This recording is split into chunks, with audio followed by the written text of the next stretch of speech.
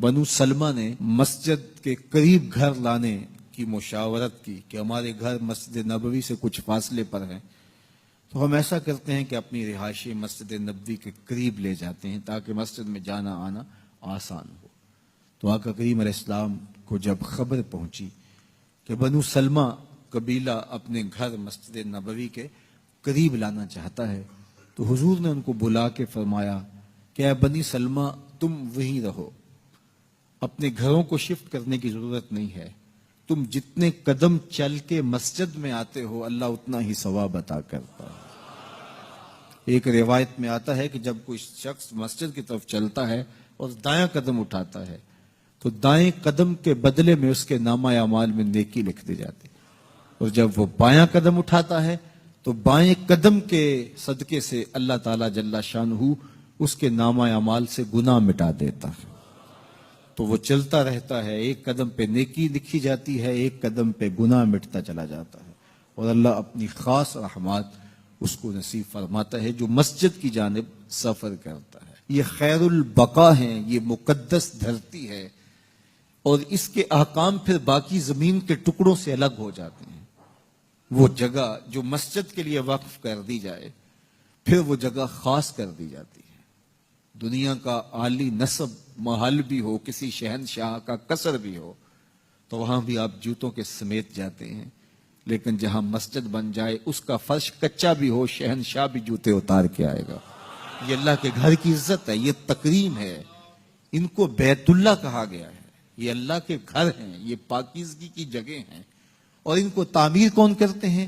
جو اللہ اور پچھلے دن پر ایمان لاتے ہیں۔ اور ایک روایت میں آتا ہے جس نے تتر کے گھونسلے کے برابر بھی مسجد کی تعمیر کی۔ ہمارے دیہاتوں کے لوگ اچھی طرح جانتے ہیں کہ جو تتر کا گھونسلہ ہوتا ہے وہ ایک پوری اینٹ کا بھی نہیں ہوتا، آدھی اینٹ کے برابر تتر کا گھونسلہ ہوتا ہے۔ جس نے کسی مسجد کی تعمیر میں آدھی اینٹ سے بھی حصہ ڈال دیا اللہ اس کو بھی جنت میں گھر عطا فرمائے۔ یہ کتنا بڑا اعزاز ہے، یہ کتنی بڑی عزت ہے جو تعمیر مسجد کرنے والے کو نصیب ہوتی ہے۔ آدھی اینٹ سے اتنا اجر لکھا گیا ہے، اور جو اللہ کے گھر کی تعمیر کرتا ہے، اللہ کے گھر کی تزئین کرتا ہے، مسجد کی آباد کاری کے لیے کوشاں ہوتا ہے۔ فرمایا اگر تم کسی شخص کو دیکھو کہ وہ مسجد کی دیکھ بھال کر رہا ہے تو اس کے ایمان کی گواہی دے دو کہ یہ شخص مومن ہے۔ تو یہ اللہ تعالیٰ جل شانہ نے مسجدوں کی تعمیر، تزئین، آبادی کا صلہ رکھا ہے۔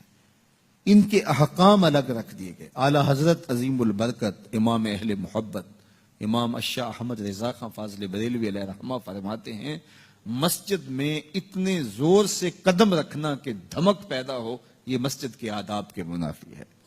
تم اللہ کی بارگاہ میں ہو، یہاں قدم بھی سنبھل کے رکھو، تمہارا قدم اس زور سے نہیں پڑنا چاہیے۔ آپ کو لہسن کھا کے، مولی کھا کے اور پیاز کھا کے مسجد میں آنے سے روکا گیا ہے۔ کیوں؟ کہ اس کے اندر سمیل ہوتی ہے، بدبو ہوتی ہے۔ فرمایا جس طرح تم تکلیف محسوس کرتے ہو اس طرح اللہ کے فرشتے بھی تکلیف محسوس کرتے ہیں۔ تو اس لیے مسجدوں کے اندر خوشبو لگا کے آنا چاہیے۔ ہمیں سفید لباس پہن کر کے مسجدوں میں آنے کی تلقین کی گئی۔ اور لباس بھی جائز ہیں، لیکن فرمایا کہ مسجدوں کو زینت دو سفید لباس سے، اور اپنے مردوں کو سفید کفن انہیں پہناؤ، اور مسجدوں کو بھی سفید رنگ سے، سفید لباس سے زینت بخشو۔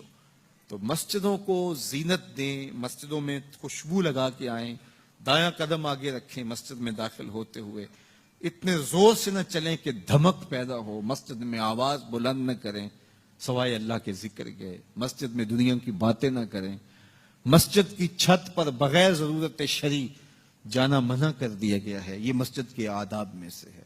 مسجد کی عمارات کو باقی عمارتوں سے بلند رکھنے کی تلقین کی گئی ہے۔ یہ وہ پاکیزہ گھر ہیں جس کے کونوں اور گوشوں سے قرآن کی صدائیں بلند ہوتی ہیں، جس کے منبر سے رسول اللہ کا دین دیا جاتا ہے، جس کے میناروں سے اذان کی آوازیں گونجتی ہیں، اور درود و سلام کے نغمے ہواؤں میں پھیلتے، اور ہواؤں میں اللہ کی تکبیر کی، رسول کریم کی شہادت اور گواہی کی، اور فلاح اور نیکی کی طرف بلاوے کی اور درود و سلام کی خوشبو پھیل جاتی ہے، اور ماحول میں سکون اور طمانینت ہوتی ہے۔